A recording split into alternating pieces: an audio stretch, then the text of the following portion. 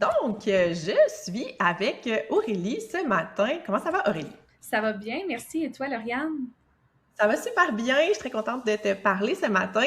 Surtout qu'on va parler d'un sujet que, en toute transparence, je ne maîtrise pas du tout, je ne connais pas du tout. Donc, c'est toi qui m'as approché pour me dire, hey, je pense que c'est un sujet qui est intéressant, dont on pourrait parler sur le podcast. J'aurais envie de un peu démystifier tout ça puis en parler avec les gens. Fait que c'est la communication gestalt. On va en parler beaucoup dans cet épisode-là.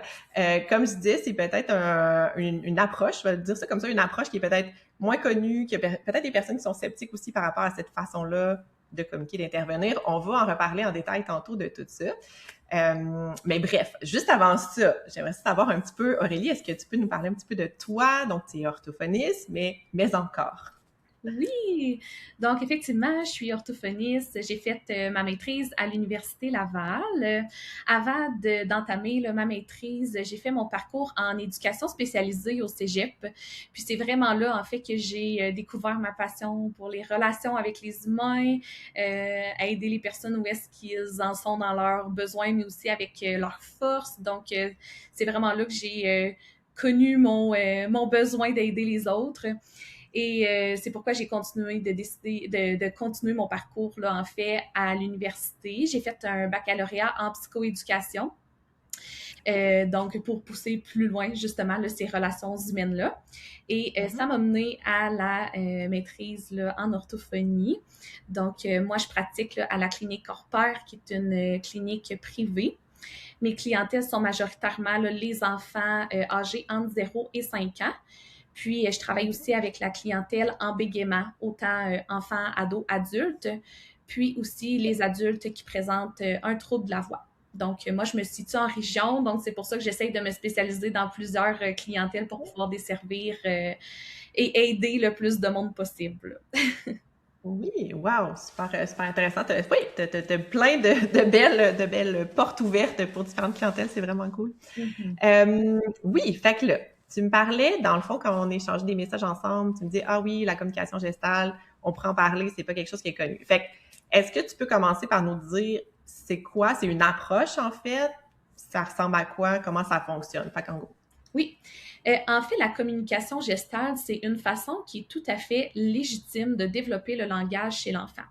Donc, nous, en fait, on est souvent plus habitués d'entendre parler du traitement analytique du langage. Donc, en bon français, ce que ça veut dire, c'est que l'enfant va commencer à apprendre des mots isolés, puis par la suite, il va commencer à combiner ces mots-là pour faire des petites combinaisons de deux mots, puis ensuite, il va recombiner d'autres mots ensemble pour créer ces petites phrases, puis il va continuer d'allonger ses productions.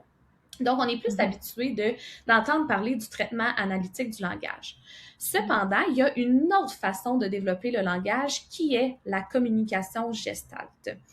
Puis, c'est une façon qui n'est pas pathologique d'apprendre le langage. C'est tout à fait normal d'apprendre le langage de cette façon-là. Comment moi j'aime illustrer le développement de la communication selon la communication gestalt, c'est à l'aide d'un sablier. Donc, la deuxième partie du sablier, qui est la partie basse, c'est un peu ce que je viens de vous expliquer, là, dans le fond que à la pointe de notre triangle, ben, l'enfant apprend juste un mot. Ensuite, plus on descend dans notre triangle, ça veut dire que l'enfant combine de plus en plus de mots. Et donc, la base de notre sablier devient de plus en plus grande, étant donné que les phrases s'allongent de plus en plus. Mhm. Cependant, il y a la partie haute du sablier qui, ça, s'attribue seulement à la communication gestalt. Donc, gestalt, qu'est-ce que ça veut dire? Ça veut dire bout de phrase. Donc, il faut comprendre justement ces termes-là pour comprendre l'essence de la communication gestalt. Alors, l'enfant va commencer à apprendre le langage par des bouts de phrases. Ce ne sera pas par des mots isolés, ça va vraiment être par des bouts de phrases.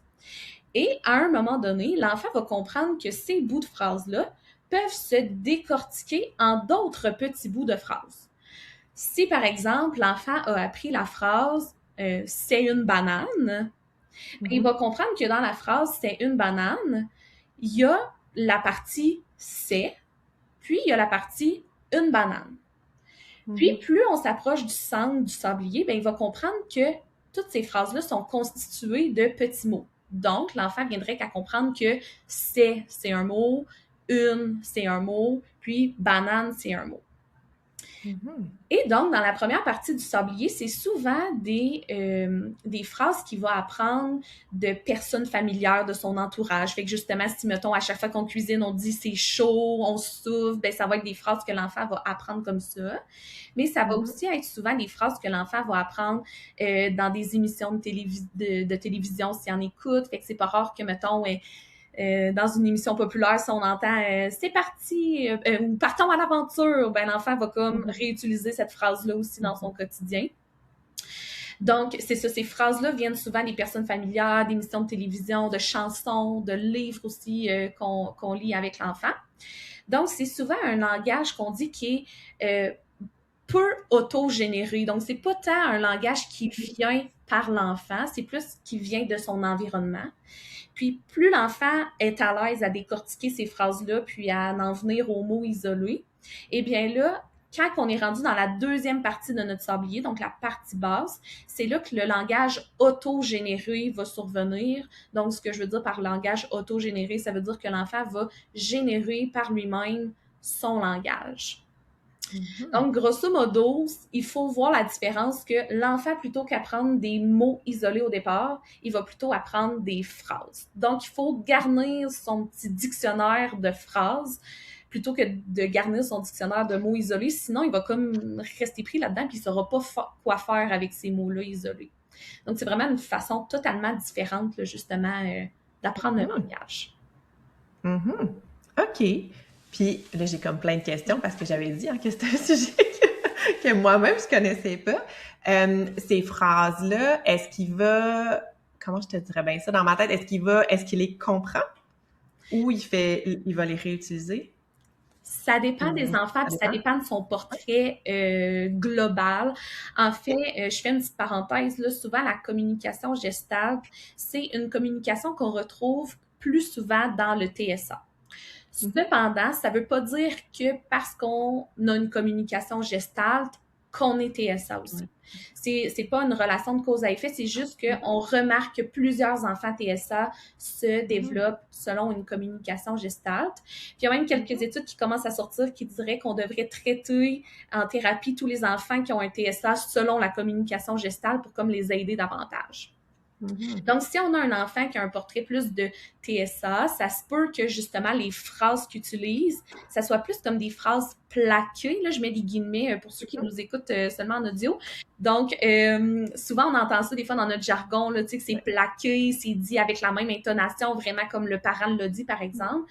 Fait qu'à ce moment-là, l'enfant comprend plus ou moins le sens. Mhm. Puis, plus tard dans l'épisode, là, on va parler aussi de comment accompagner les enfants gestables, c'est quoi les meilleures stratégies. Puis justement, je vais parler d'une stratégie qui est la stratégie du détective, qu'il faut venir comprendre le deuxième sens qui est caché derrière le message que l'enfant nous envoie parce qu'il ne faut pas toujours prendre au premier degré ce que l'enfant nous dit dans la communication gestale.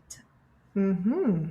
OK, super. Fait que super intéressant. Puis là, justement, c'est quelque chose qui va un peu, je vais pas dire à l'encontre, mais qui sort un petit peu de ce qu'on a classiquement appris. Je dirais peut-être même nous comme orthophonistes dans nos formations classiques. Là. Bon, ça fait longtemps que je suis sortie de l'université, mais quand même.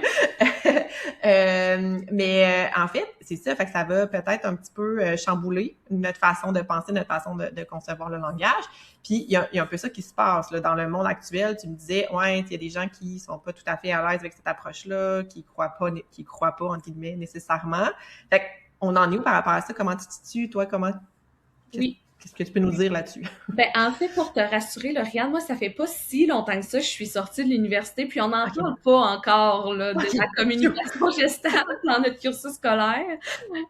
Puis, en fait, même ailleurs dans le monde, là, il y a plusieurs universités qui abordent pas encore là, cette sorte de communication-là. Puis, justement, le mois de cette formation-là, c'est une formation américaine là, que j'ai suivie, puis les orthophonistes, ils disaient qu'eux aussi aux États-Unis, là, c'est pas un sujet qui est abordé là, dans leur cursus en orthophonie. Donc, il y a encore un travail à faire à ce niveau-là. Mhm. Puis en fait, à mon avis, une des raisons qui explique pourquoi on ne l'aborde pas dans nos cursus là, scolaires en orthophonie, c'est parce que oui, il y a des données scientifiques en lien avec cette communication-là, mais beaucoup moins que d'autres sujets dont on traite en orthophonie. Donc, par exemple, il y a beaucoup plus de données probantes qui ont été énumérées par rapport aux troubles développementaux du langage ou par rapport à la dyspraxie, qui sont des termes qui sont beaucoup plus connus et depuis longtemps. Donc, peut-être cette réserve-là que se gardent là, les universités, oui, il y en a des données probantes, mais c'est juste qu'il n'y en a pas encore beaucoup. Puis, ça fait en sorte que justement, ils se gardent peut-être une réserve à cause de ça. Cependant, ça ne veut pas dire que ce n'est pas une bonne approche à utiliser parce que en orthophonie, toutes nos interventions sont basées sur les évidences, les pratiques probantes en lien avec justement la science. Puis, le diagramme ou le schéma qu'on prend pour illustrer là, les pratiques probantes, c'est un triangle.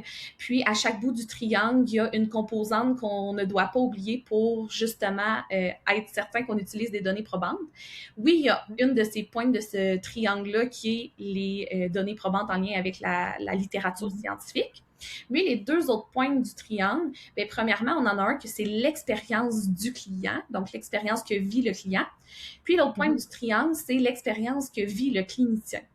Et c'est là, en fait, que tout prend son sens parce que si vous discutez justement avec des parents qui ont des enfants qui se développent selon la communication gestalt, bien, pour eux, ça fait juste plein de sens qu'on apprenne à leurs enfants des bouts de phrases puis qu'on fasse ce travail-là de décortiquer ces phrases-là avec eux.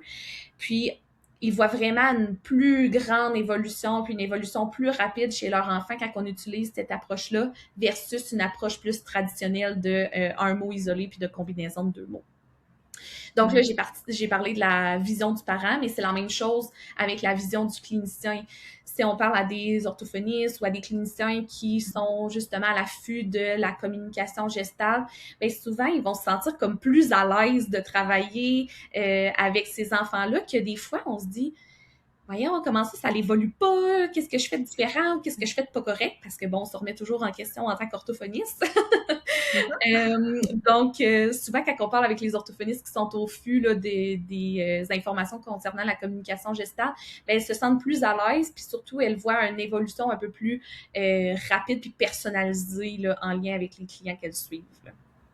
Oui, définitivement. Ben, tu sais, moi, je t'écoute parler, puis j'ai déjà des petits visages dans ma tête. C'est pas une clientèle que je vois beaucoup, les enfants qui vivent avec un TSA, mais quand même, dans notre pratique, moi, c'est ça, des fois, on le sait pas non plus avant. Des fois, les enfants n'ont pas leur diagnostic, surtout quand ils sont petits. Fait que oui, il y a comme plein de petits visages qui arrivent dans mon cerveau qui me disent « Ah, mon Dieu! » ça fonctionnait pas, qu'est-ce qu'on pouvait faire? Puis c'était donc bien difficile pour les enfants puis leurs parents, finalement. Fait que justement, on parle un petit peu de, là, moi, j'ai des visages qui viennent dans ma tête. Comment est-ce qu'on peut voir, ça pourrait s'appliquer à qui, ou comment est-ce qu'on peut identifier les enfants avec qui cette approche-là pourrait fonctionner, cette communication-là? Oui, bien, en fait, il n'y a pas tant de manifestations qu'on peut observer puis être vraiment certain là, qu'un enfant a une communication gestale, mis à part, là, bon, justement, on a tous des clients en tête qu'on se dit, mon Dieu, celui-là, il a vraiment écrit le livre, mettons, de la dyspraxie parce qu'il colle à toutes les manifestations de la dyspraxie. Mais c'est un peu la même chose. Si on a des enfants que ça serait eux qui auraient écrit le livre de la communication gestale parce que c'est flagrant puis c'est frappant. Mais il y en a d'autres que ça a envie de passer un peu sous le tapis. Puis, comme je le disais, justement, il y a souvent des manifestations de la communication gestale qui se retrouvent dans le TSA. Puis là, si on parle, par exemple, de TSA féminin, ben tu as fait un super podcast, là, justement, avec une collègue par rapport au TSA féminin. On voit justement que les manifestations sont différentes. Fait que là, si on a une fille qui a une communication gestale qui est peut-être TSA, ben là, ça a encore plus de risque de passer sous le tapis. Donc, majoritairement, là, les indicateurs qui nous disent qu'un enfant a une communication gestale, c'est souvent les enfants qui vont s'amuser beaucoup avec l'intonation dans leur voix. Donc, c'est des enfants qui vont parler.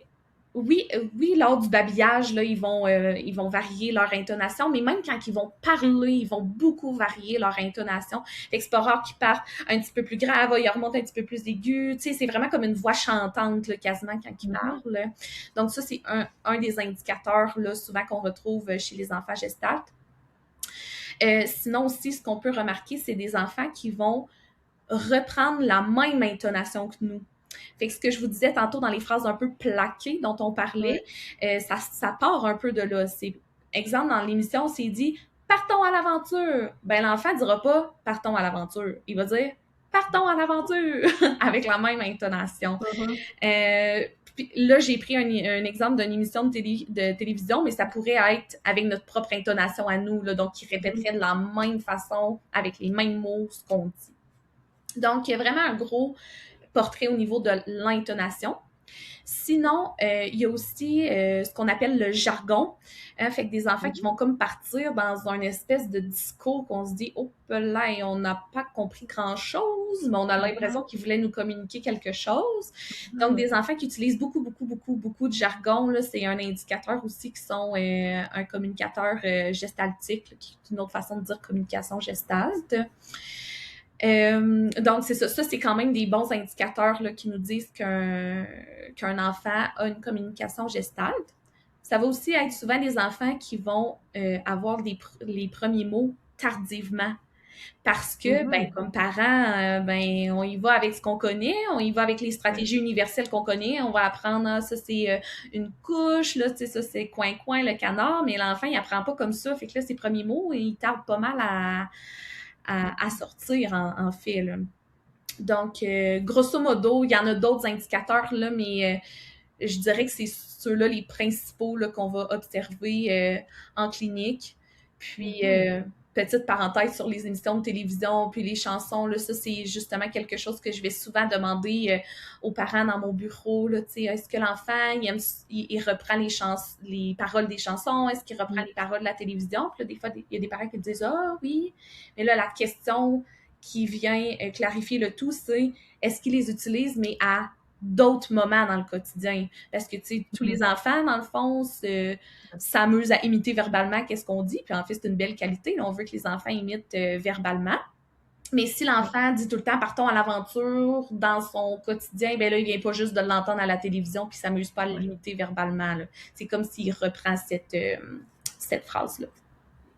Donc, tout ça, grosso modo, pour résumer que ben, ils font beaucoup d'écolalie, hein, fait que ça, c'est une autre façon de dire de l'imitation verbale.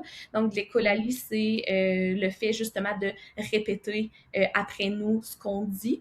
Puis, c'est des enfants qui vont faire autant de l'écolalie immédiate, donc ça veut dire je dis un mot, l'enfant le répète tout de suite après moi, ou de l'écolalie différée, donc un peu comme mon exemple de télévision tantôt, l'enfant a entendu la phrase partons à l'aventure dans une émission, puis il réutilise dans un autre contexte là, de manière différée. Voilà les manifestations principales d'un communicateur gestalt. Super. Puis j'aime, tu sais, c'est ça, c'est comme, il y a comme un shift dans ma tête, puis je vais le partager parce qu'il y a peut-être des personnes qui sont à la même place que moi, mais tu sais, c'est vraiment la façon, c'est pas comme une approche de comment on communique avec eux, c'est leur façon à eux de comprendre, d'utiliser, d'apprendre, de développer le langage. Fait que c'est leur forme de communication, en fait, qui est comme différente, là. Fait que, ouais. C'est ça, exactement. Puis en fait, celles qui se forment ou qui se formeront pour la communication gestale, l'approche qui se colle le plus à la communication gestale, ça s'appelle l'acquisition naturelle du langage.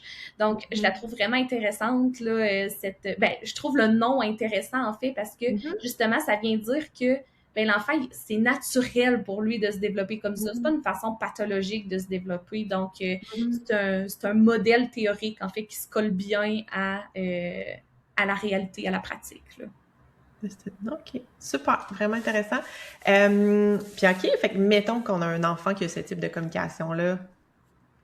Comment on l'accompagne, justement? Comment on sort de peut-être nos stratégies habituelles qu'on enseigne pour accompagner ce type d'enfant-là? Oui, bien, peut-être que je ferai une petite parenthèse pour commencer pour les orthophonistes qui nous écoutent. En fait, premièrement, pour les accompagner dans un contexte d'évaluation, c'est vraiment super différent. Je ne ferai pas un cours sur l'évaluation en contexte de communication gestante, mais je trouve ça important de nommer que moi, quand j'évalue un enfant qui rentre dans mon bureau et que j'ai aucune idée, en fait, qu'il va avoir une communication gestante, j'ai mon protocole d'évaluation classique que je suis. Puis là, à un moment donné, si pendant mon protocole, je me dis j'ai des doutes que finalement, ce soit la communication gestante, en fait, je mets tout de côté. Puis, je suis l'enfant dans son interaction. Donc, si l'enfant a envie de jouer avec ma cuisinette qu'il y a dans mon bureau, ben, je vais le laisser aller jouer à la cuisinette. Puis, le but dans l'évaluation pour mieux accompagner l'enfant, c'est de transcrire le plus de corpus possible. Parce qu'en fait, ce qu'on va vouloir documenter, c'est, ben, c'est quoi les phrases dans son dictionnaire de phrases qu'il a présentement. Donc, ça, c'est le premier petit changement là, qu'on doit faire comme orthophoniste dans notre contexte d'évaluation. Puis, c'est à partir de ce corpus-là, en fait, qu'on va faire notre analyse puis qu'on va décider là, quelle sorte d'intervention là, qu'on fait avec l'enfant. Sinon, en tant que professionnel puis en tant que parent, comment on peut accompagner les enfants gestables dans le quotidien? Il y a des stratégies, j'ai envie de dire, universelles qui vont se coller à même si l'enfant est un communicateur gestate ou qui se développe selon le traitement analytique du langage, on peut les utiliser puis que ça fonctionne, alors qu'il y a d'autres stratégies qu'on va vraiment plus réserver aux communicateurs gestates. Donc, dans celles qui sont un petit peu plus universelles, ben de faire plus de commentaires puis de poser moins de questions. Le classique, la base, hein, c'est vraiment une stratégie qu'on va pouvoir utiliser aussi dans ce contexte-là. En fait, le pourquoi est peut-être un peu différent dans les deux contextes. Si je pose une question à un enfant qui a une communication gestale, on se rappelle qu'il fait beaucoup d'écolalie. Fait que si je lui demande « Il est où ton manteau? » Ben, possiblement qu'il va me répondre « Il est où ton manteau? » Fait que j'aurais pas eu accès à la réponse que je voulais. Donc, c'est pour ça qu'on va plus prioriser là, les commentaires dans ce contexte-là, parce qu'au final, ben, la communication va comme s'achever assez vite. Donc, et en fait, quand on fait des commentaires, on expose l'enfant à des phrases, puis on se rappelle que l'enfant apprend par des phrases. Donc, tout fait son sens là, de faire plus de commentaires puis poser moins de questions. Donc, si vous avez aucune idée comment votre enfant se développe, ben, une stratégie universelle que vous pouvez utiliser avec lui, c'est de faire des commentaires puis de poser moins de questions. C'est certain que ça va l'aider dans son développement. Puis, ça me permet justement de faire une parenthèse là, par rapport à la compréhension. Comme je l'ai dit, ben, si on pose une question à l'enfant, ben, souvent, il va nous répéter la question en retour. Et comment qu'on fait pour comprendre, pour savoir si un enfant comprend ce qu'on dit, tu sais? Ben, en fait, il faut présumer de sa compréhension. On ne sera pas capable de venir savoir vraiment si l'enfant comprend nos questions, nos consignes, nos concepts, tant et aussi longtemps qu'il ne sera pas rendu dans la base du sablier là, que j'expliquais tantôt, donc son langage auto-généré. Hein, parce que quand on auto-génère notre langage, ben, on est capable de répondre par nous-mêmes aux questions puis aux consignes qui nous sont demandées. Alors que quand je me situe dans la première partie du sablier, ben, je suis pas capable de répondre par moi-même à la question. Là, je vais juste répéter la question que la personne m'a posée. Donc, les études ont conclu qu'on venait présumer que l'enfant comprend. On n'évalue pas nécessairement là, la dimension de la compréhension tant et aussi longtemps qu'on n'est pas rendu dans un langage autogénéré. Puis, même par rapport aux consignes, dans le sens où parce qu'il va la comprendre en bloc, puis pas nécessairement tant qu'il comprend pas les petits morceaux. C'est ça. En ce qui concerne les consignes, puis mettons les concepts, c'est pas encore tout à fait, comment je pourrais dire ça, consolidé comme c'est pas tout le monde qui s'entend. Je vais dire ça comme ça. Là. Il y en a qui disent que oui, on pourrait évaluer les consignes, on pourrait évaluer les concepts. Puis il y en a d'autres qui disent, bah, ben là, tu sais, justement, comme tu disais, il comprend pas toutes les parties de la phrase, il comprend peut-être seulement des parties. Fait à quel point sa réponse va traiter de la réalité.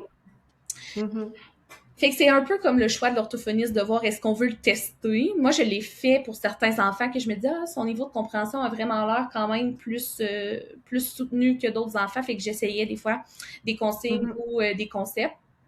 Puis, il y a d'autres enfants que, tu sais, je voyais qu'ils étaient vraiment juste dans une écolalie puis qu'ils comprenaient comme pas tant le sens là, présentement de la conversation qu'on avait. Fait que ça me servait comme à rien d'aller documenter ça parce qu'au final, c'est pas tant ça qu'on veut travailler avec l'enfant au départ, là, quand il y a une communication gestante. Ben, tout à fait. Puis, tu sais, l'objectif, en tout cas, on pourrait s'éloigner là-dedans, mais l'objectif, c'est au niveau aussi fonctionnel, là, savoir exactement quel petit bout de consigne, mot, c'est pas nécessairement pertinent à ce point-ci. Là, on veut juste soutenir l'enfant dans son quotidien puis qu'il soit fonctionnel. OK, parfait. C'est ça. Puis, au final, on va juste être surprise. Là, je pense à un enfant que je suis présentement, que lui, justement, là, il a tout passé par le processus de la base du sablier, puis là, on est rendu dans l'autre partie du sablier où est-ce que là, il utilise son langage auto-généré. Puis, je voulais Mhm. remettre à jour là, ses objectifs. Donc, j'ai testé justement là, sa compréhension des questions, des consignes, des concepts. Puis, il est rendu âgé environ de 4 ans. Puis, on s'entend, là, j'aurais techniquement dû évaluer ces concepts-là avant, mais je l'avais pas Mhm. fait par choix, justement, parce qu'à ce moment-là, il n'était pas fonctionnel au niveau de son langage expressif. Puis, quand j'ai évalué ça pour la première fois, j'étais juste sous le choc, là. En fait, il comprenait plein de questions, plein de consignes, plein de concepts qu'on lui avait Mhm. jamais appris de manière directe, là. Mhm. C'est vraiment impressionnant. Ah, ah, c'est vraiment une autre façon complètement c'est ça, de développer, de concevoir. Ouais, vraiment quelque chose. Mhm. Mhm. Donc, si on revient justement à nos Oui. stratégies, j'ai parlé Mhm. de faire plus de commentaires et poser moins de questions. Une autre Ouais. stratégie que j'avais commencé à aborder tantôt, c'est le fameux travail de détective. Ouais. Donc, je vais aller un petit peu plus en profondeur. Là, c'est quoi le travail de détective? Alors, imaginons que l'enfant écoute la télévision, puis qu'il y a quelqu'un de malade dans son émission, puis qui vient de boire un verre de slush. T'sais, j'ai aucune idée pourquoi je pense à un verre de slush parce qu'il fait presque une tempête dehors aujourd'hui, mais bon, c'est l'idée qui me vient en tête. Ça se peut qu'un bon mardi matin, votre enfant vous dise « Je veux de la slush ». Puis vous vous dites Mhm. « Il me semble qu'un mardi matin, pas la meilleure idée, un verre de slush là, pour se réveiller ». En Mhm. fait, le travail de détective, c'est d'essayer d'aller voir c'est quoi le deuxième sens qui est caché en dessous de cette phrase-là.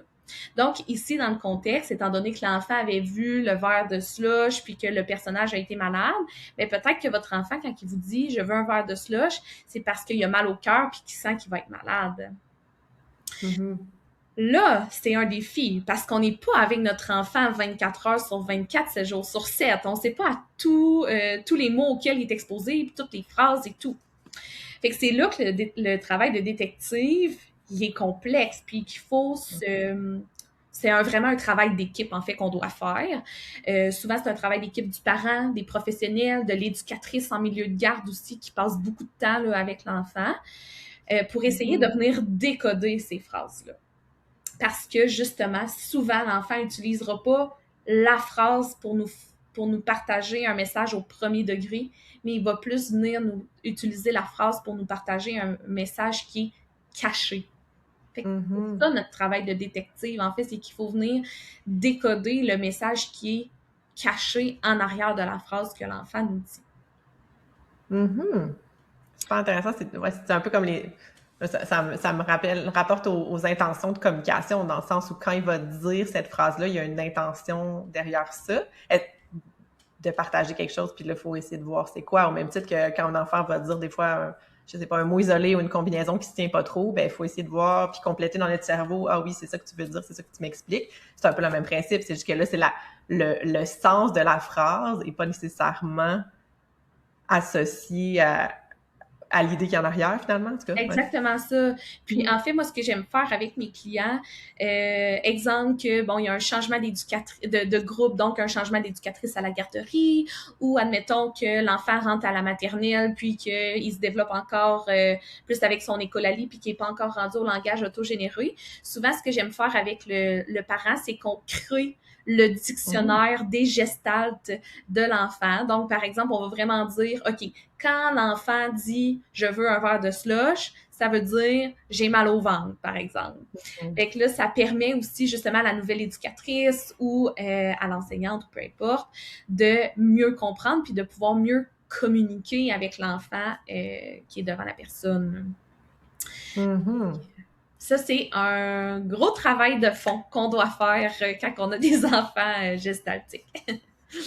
Uh-huh. Sinon, dans les autres stratégies, bon, en fait, ça va aller un peu de soi avec ce que j'ai expliqué tantôt, mais étant donné que l'enfant apprend plus avec des bouts de phrases, ben, le vocabulaire qu'on va vouloir développer, on va l'intégrer dans des bouts de phrases.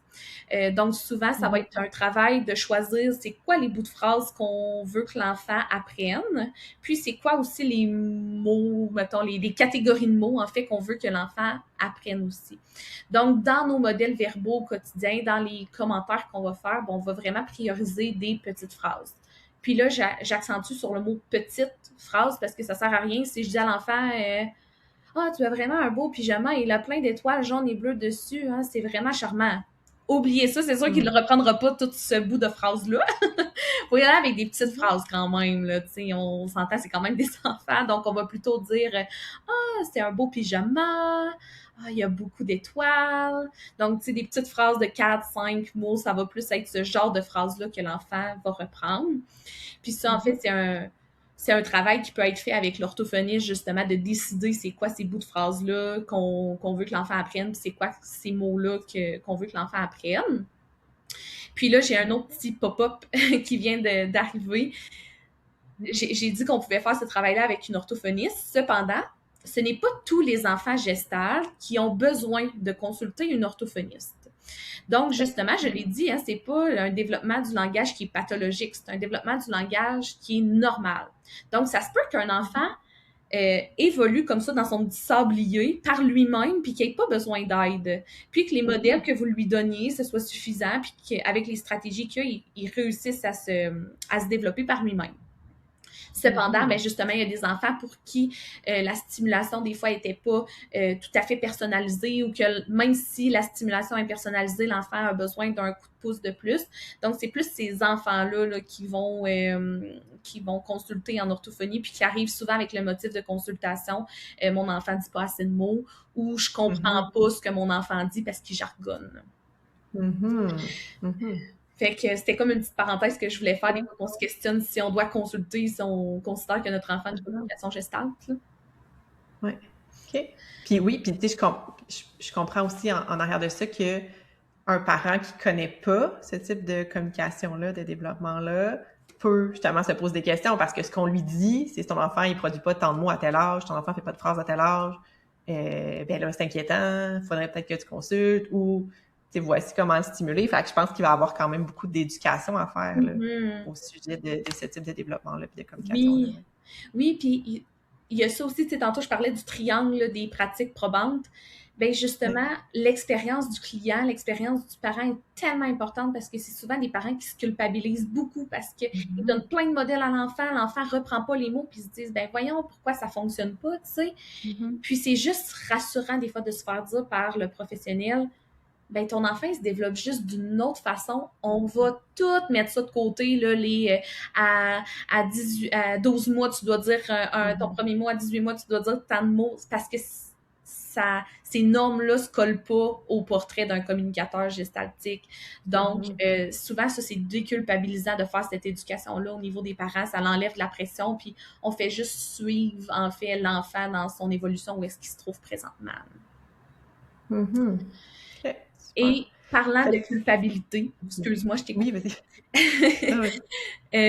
En fait, là, des fois, on se sent coupable parce qu'on comprend pas ce que notre enfant nous dit. Il jargonne.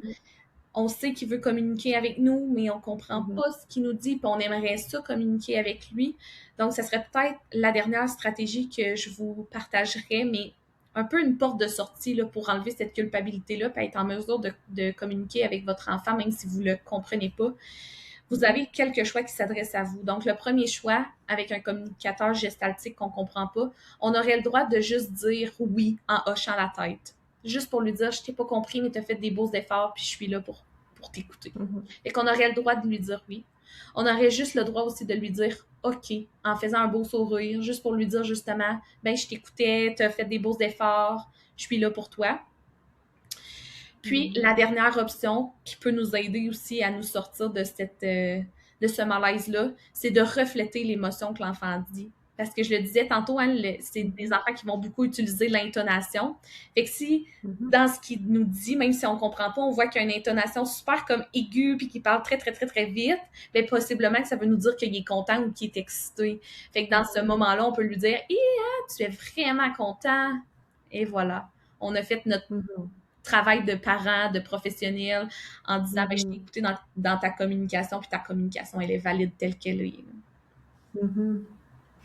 Super. Merci. Vraiment, vraiment pertinent parce que oui, clairement, la culpabilité n'est jamais très loin, comme parent, comme intervenant.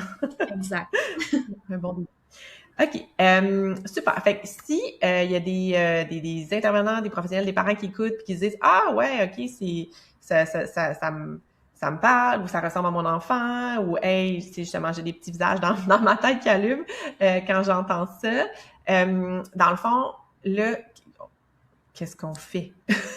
On est où avec ça? Ouais. Oui, c'est une bonne question. Qu'est-ce qu'on fait? En fait, je pense qu'il faut justement écouter notre cœur de parent, notre cœur de professionnel. Souvent, on le sait qu'on veut aider notre enfant, mais peut-être que les outils qu'on a mis en place, c'est pas nécessairement les outils qui sont personnalisés pour l'enfant. Fait écoutez votre cœur de parent ou votre cœur d'intervenant, puis allez consulter une professionnelle qui est à l'affût de c'est quoi la communication gestale, c'est les professionnels qui vont pouvoir le mieux aider votre enfant si vous avez des doutes concernant son développement langagier. Puis, si vous êtes intervenant, n'hésitez pas justement à aller chercher de la formation à ce sujet-là. Oui, il n'y en a pas beaucoup, comme j'ai dit. Moi, j'ai dû faire une formation américaine, mais souvent, on est très bien accompagné, c'est très bien vulgarisé, puis on est de plus en plus d'orthophonistes aussi au Québec là, à être à l'affût de ce sujet-là. Donc, on échange quand même aussi là, entre nous. Alors, n'hésitez pas à aller chercher la formation nécessaire pour mieux accompagner les cocos et les cocottes. Super, merci. Super sujet, vraiment super intéressant. Merci de m'avoir ouvert les yeux sur ça. J'avais déjà entendu parler, mais je n'étais jamais allée justement lire, découvrir et tout ça. Fait que merci beaucoup. C'est comme un aperçu, je pense, d'un sujet qui pourrait être très, très vaste et dont on pourrait parler longtemps. Mais quand même, justement, maintenant on a l'information, on peut aller fouiner, lire, se documenter par rapport à ça si ça nous intéresse.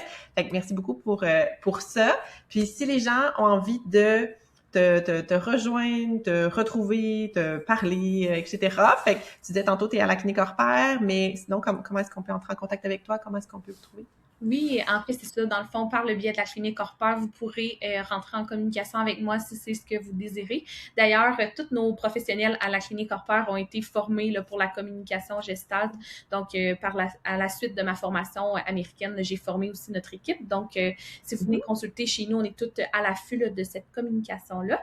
Donc, vous pouvez nous suivre là, sur Facebook, Instagram. On est très active. On publie environ 6 jours par semaine. Puis, justement, on publie du contenu concernant la communication gestalt. Donc, le nom de notre page, c'est Clinique hors pair. Hors pair, c'est ORPAIR. Puis, sinon aussi, on a notre site web avec un blog dans lequel on publie plusieurs articles de blog, dont des articles concernant la communication gestalt. Donc, www.cliniquehorpair.com. Puis, à cet endroit-là aussi, vous allez retrouver nos coordonnées, notre courriel et notre numéro de téléphone si jamais vous avez besoin de prendre rendez-vous. Super, merci beaucoup. Puis moi, je vais mettre tous les liens directement dans les notes de l'épisode pour ceux qui préfèrent cliquer directement. Donc, ça va être là facilement accessible. Fait encore une fois, un grand merci pour cette belle discussion et cette belle ouverture à ce sujet vraiment intéressant. Bien, merci à toi, Lauriane, de permettre justement qu'on puisse parler de divers sujets. Tu as une belle mission.